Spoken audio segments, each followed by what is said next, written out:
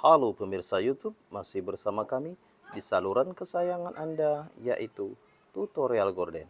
Iya, lihatlah, ini adalah lekukan atau gelombang gorden yang sudah dibuat. Dan cara membuat gorden seperti ini sudah ada di playlist tutorial gorden. Ya, silakan lihat, ini adalah lekukan gelombangnya hingga ke bagian atas. Ini adalah bentuknya. Iya, tentu seperti ini hingga ke bagian atas, dan ini adalah gordennya. Iya. Dan lihatlah secara dekat. Oke, kira-kira seperti ini ya. Ini adalah bentuknya dari gordennya. Ini adalah serat klasik. Serat klasik.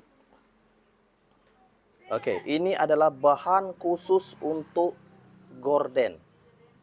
Oke, namanya blackout. Oke, terima kasih.